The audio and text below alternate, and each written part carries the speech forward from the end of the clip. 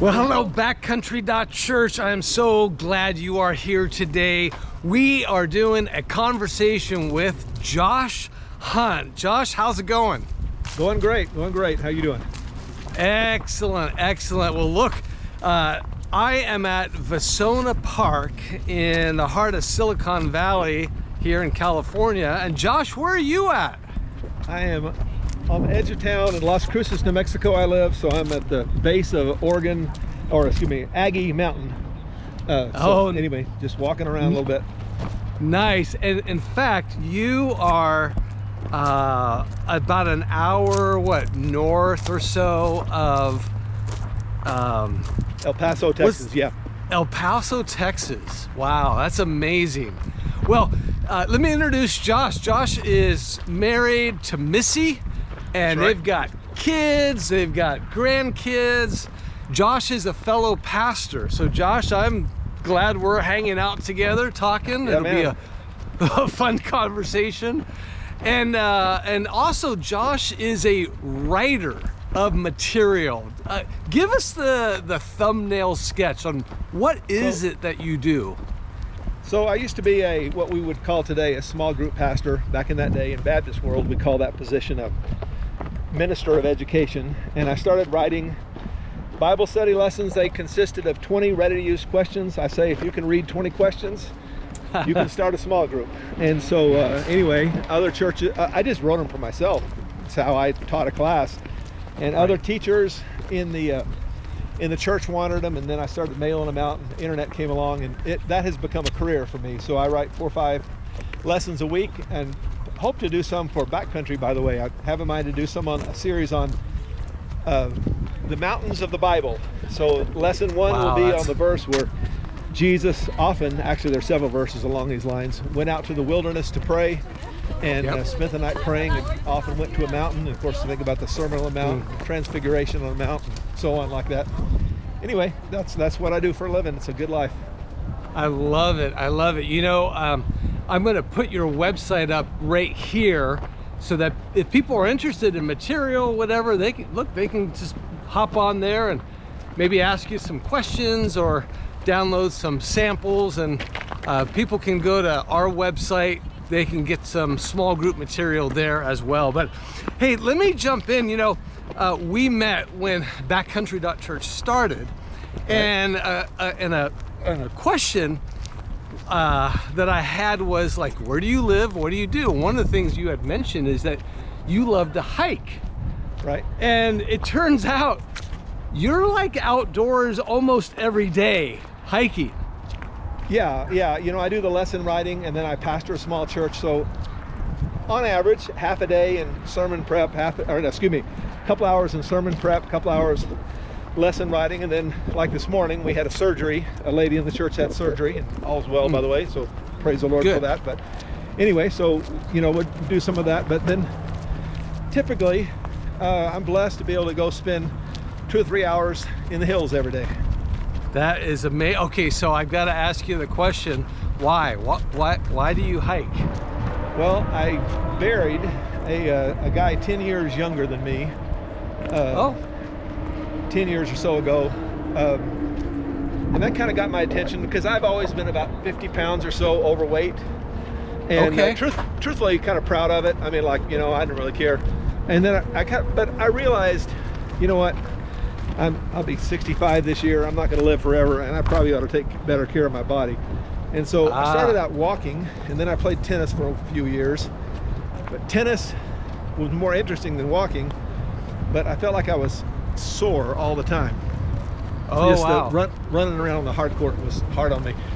And then my grandkids moved back to town. They had been out of town, but they moved to town, and my oldest grandson in particular, I think his deal was he liked exploring more than hiking itself, so he'd like to go new places. And anyway, so I started with him, and after a year or so, he kind of got bored because we'd gone every trail there is to go around here that he was able to do. But he got bored, but I got hooked. So anyway, that's my story.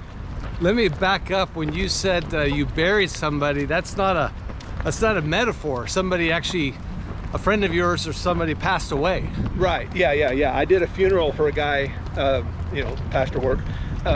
It's, roughly 10 years younger than me, if I remember right. Wow. And then I actually had another friend that had a heart attack, and he was, so I would have been 55. These would have been 45-year-olds that had, one died, one had a heart attack. And no way. It was kind of a wake-up call that it's time to start taking better care of the old bod. So your motivation was health, really? Yeah. That's how you got started. Right.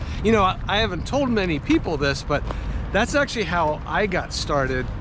I may have mentioned to you previously, years ago when I was 40, which was like 10 decades ago, when I was 40, my medical doctor, he's a great guy, he's a great doctor, super smart and very attentive, said, "Hey Kyle, you're fat. You need to lose weight. Right. You need to lose 20, 25 pounds. Right. I'm like, oh, okay, yeah, well, I can do that. And when I was 41, he said the same thing. When I was 42, he said the same thing. Right. When I was 50, he said this. do you catch a trend?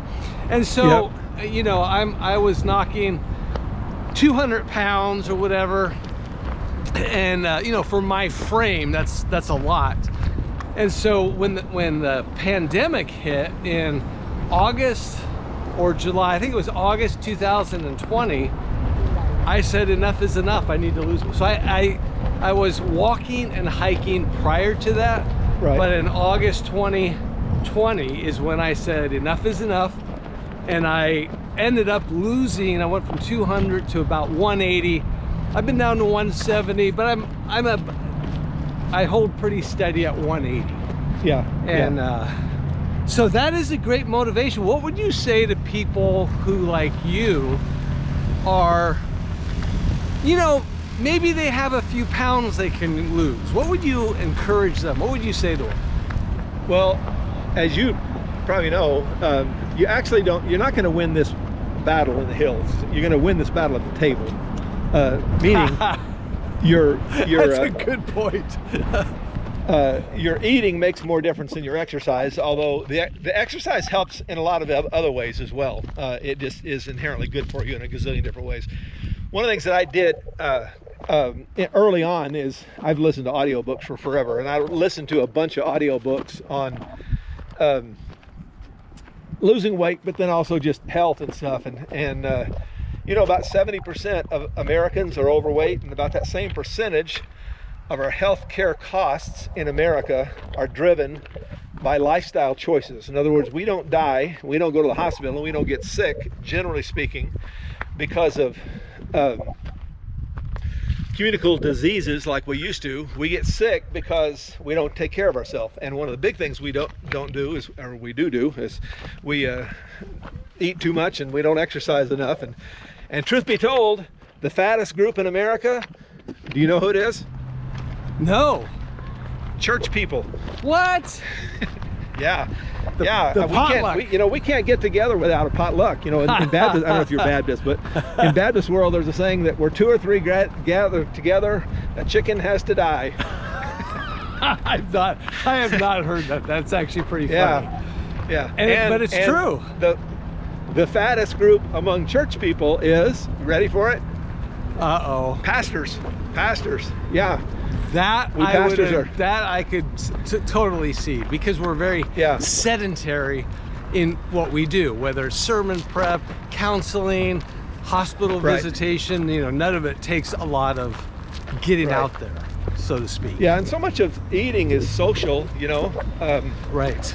You think about, you want to reach out to a friend. First thing comes to mind is let's go have lunch together. Let's go have breakfast. Let's go eat. Right. And anyway, so that was the original motivation. Okay. I'm privileged to live by some Organ Mountains National Park. I'll turn around and show you in just a second. But and I'd heard of people hiking up there, and I always thought, because the mountains themselves are pretty steep, the end of them, and I always thought of like rock climbing, and I wasn't interested in that then. I'm not interested now. But truth is, when I discovered was through my grandson, there's a whole lot of trails in my area. If you use the app All Trails, you're probably familiar with it. Yes, right. It'll show you, where there are hiking trails all over the world. And so, I discovered those, and then I kind of got hooked. Okay. So do you, backcountry.church, our mission is helping people connect people to God, others, and themselves through the enjoyment of nature. Do you like to, when you go out, I'm assuming you're hiking by yourself, or do you go with people, or? I go by myself and most of my hikes is daily, and it's a 2-3 hour hike. Okay. And I nearly always do that by myself. Once in a while, I'm going to turn around and see, I don't know if you can see those mountains back there. Gorgeous. GoPro has a wide angle lens, so it'll look like they're forever, but they're only about 15 minutes away. But anyway, I'm going to hike one of those peaks in a couple of weeks, and Nice. that's a 3,600 feet elevation gain, 10-mile hike. I will not do that one by myself, in part because just safety reasons. Sure. If I were to get hurt or something, where I normally hike, if I were to get hurt, somebody come by. Sure. Sometime that day, certainly. But that hike up there, I'll do with a friend. I'm trying to work out the date now, but anyway. So when you're out hiking and doing your stuff, how is it that you connect with yourself? Maybe you listen to audiobooks, or maybe you just like the silence. How is it that you get refreshed?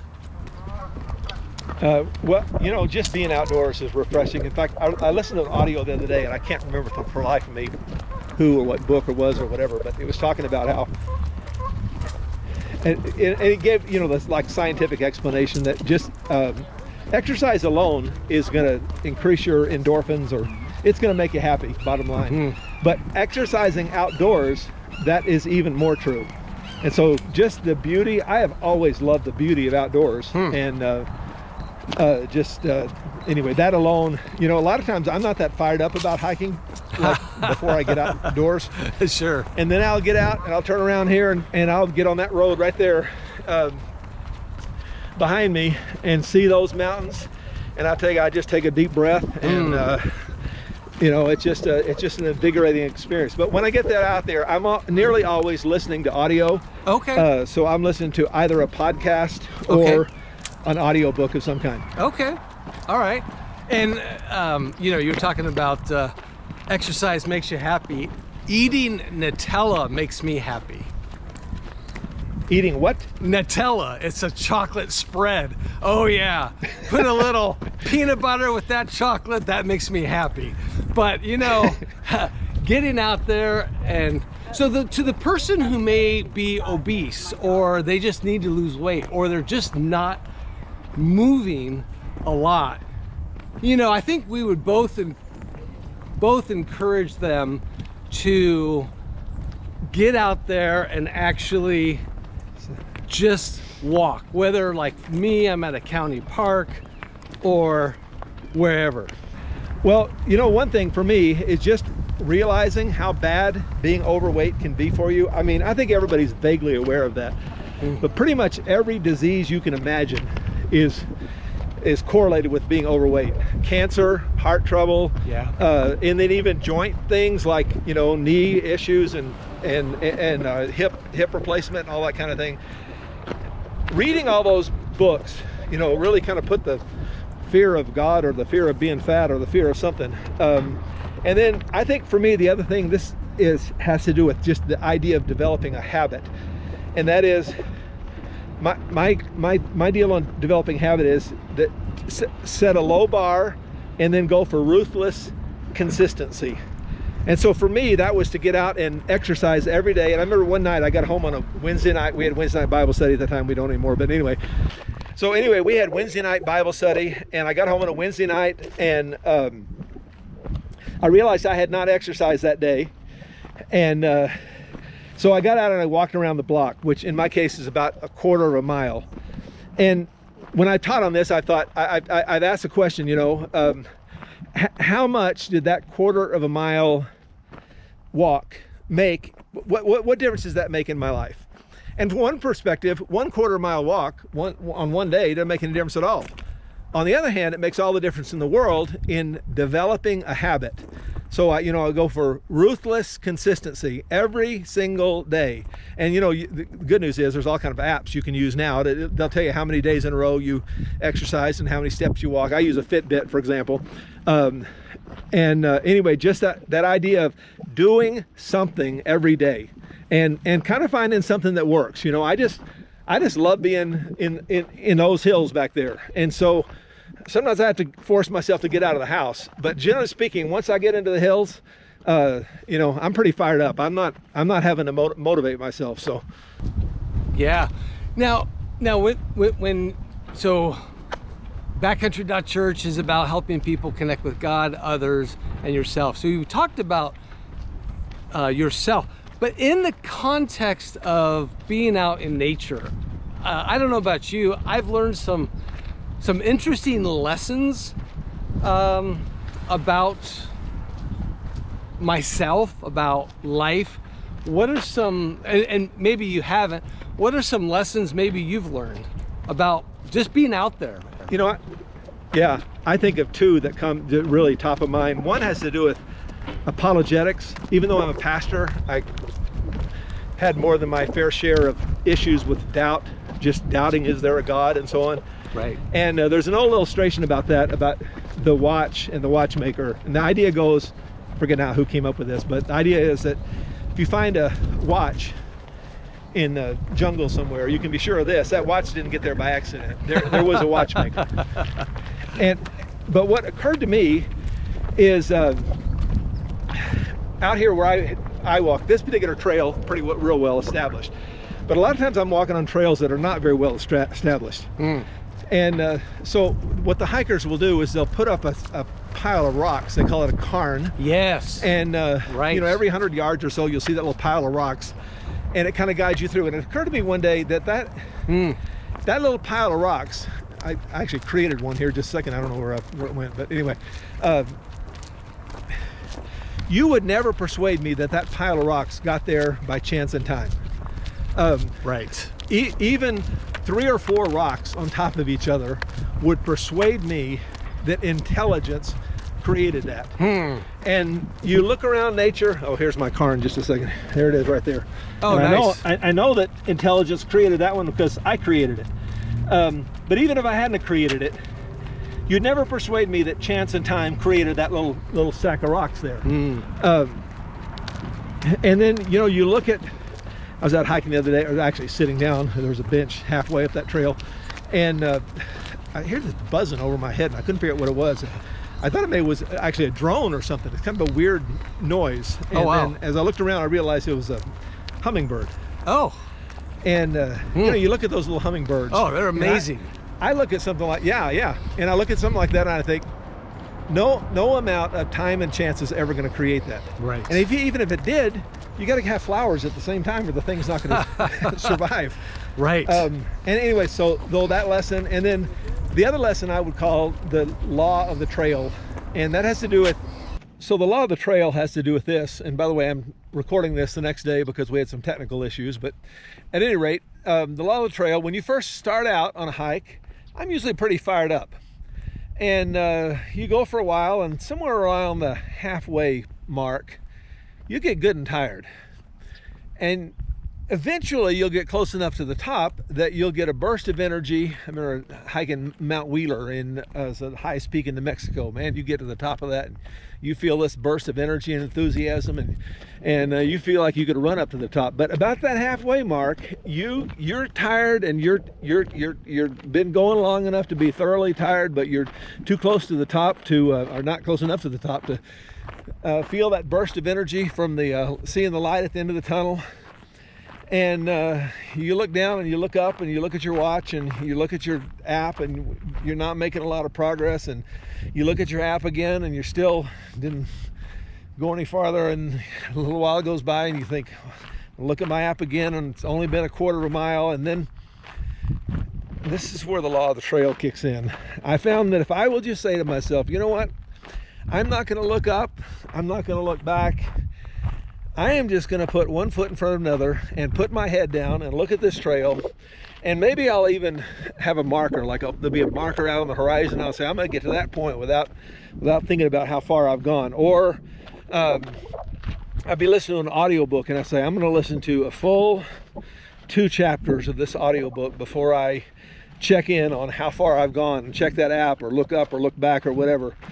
And if you just put your head down and put one foot in front of another, lo and behold, in a bit, you'll discover you'll actually have made some progress. And it seems to me that this is a picture of many things in life. You know, maybe you're going on a diet, about halfway through, you've lost a few pounds, but you're a long way from where you want to be, and you tend to get discouraged. And maybe you going back to school, and anyway, again, you get halfway through and then you're a long way from the finish line, but you're tired already. And I've written a number of books, and I tell you, nothing excites me like starting a new book. But then you get 20 or 30 or 40 pages into it and you think, is anybody going to read this thing? And I don't know if I want to finish this thing. But you just put your head down and you say to yourself, you know what, I'm going to write 10 pages a day, whether I feel like it or not. And I'm going to do that for a few days, and let's say a week. And you know, after a week, you'll see that you've made some progress. And that is what I call the law of the trail. So in the law of the trail, there have been so many times, so many hikes that are longer hikes, and even a day hike that might take, 6 to 8 hours. You're climbing 2,000 to 3,000 feet. Man, in fact, one time I climbed over 6,000 feet in one day, and I did the last 1,000 feet in snowshoes. And there were many and I was by myself along with some bears, but that's a whole nother story. And I remember, along the way that I was very discouraged at some points. Like, you know what, why am I doing just turn around, you don't have to, finish. And so I did exactly what you said. I actually looked down at my feet and just said, for the next, I forget what it was, 10 minutes or whatever, or I'm going to complete this mile, that I'm actually going to go ahead and just do that. Because you can get very discouraged along the way. I think that's one reason we need people around us, is for encouragement, for somebody to mentally lift you up. I said before, I think that hiking, as is most of life, but I think hiking is 90% mental. It's a game. Is your head in the game, or is it not in the game? Are you sometimes not motivated to go for a hike? Yeah, I say once I see the hills, I'm walking over some rocks here, then I'll tend to get motivated. But another lesson I learned, this was actually pre-hiking, it was kind of my walking days. It occurred to me that, an unmotivated walk will burn just as many calories as a motivated walk. And so, motivation is kind of overrated in a way. What you just have to have just enough motivation to actually get your backside out of the chair and get out there. And one other thing I like about hiking is most of the trails I do are in and out or a loop. But the point is, it's not like walking around the block. My wife has a saying she and a friend developed when they used to walk, and that saying was, if I were on a treadmill right now, I would get off. And you hike 3 miles in and you hike a mile back. I remember my grandson used to go with me all the time. One time he said, "I'm tired, Granddaddy, I'm tired." You know what? No helicopters coming here, son. I'm sorry. I don't know what to tell you, but I can't carry you. You're too big for me to carry you. And we gotta work this thing out somehow. And, that's funny. We can rest and we can do this and that, but there's only one way of getting out of here, and that's to walk out. And one of the things I like about hiking is that, it's kind of a forced discipline. Whereas if you were on a treadmill, then you can get off whenever you want to. Right. So anyway, that's another benefit. No, and I would encourage people, hop in your car, go somewhere, go for a walk, even if it's like I'm doing right now, in the middle of a city. there are plenty of parks and trails around where you're at. And I think you mentioned Right. All Trails app. I'll put that on the screen right here. This is the #1 app. It's low-hanging fruit just to see where you're at. Set up an account. You can follow Josh on All Trails. You can follow me if you want. But anyways, Yeah. hey, so we have a feature with a conversation with, and I don't know if I told you about this, but hopefully it's not a surprise.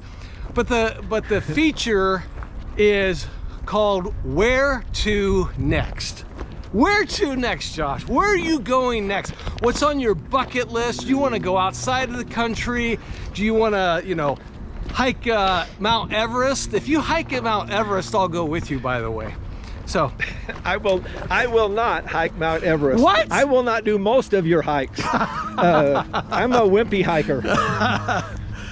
it's all One of the things good. I like about some of your other videos is, you got some hard chargers on there. It seems to me like you got some guys that are kind of like me, and we all enjoy the outdoors at a different level, but we can all enjoy it. But absolutely. My next hike, there's a peak out there we're going to do in a few weeks when it gets a little bit cooler. Still a little bit hot here, and I'd like to go to Page, Arizona.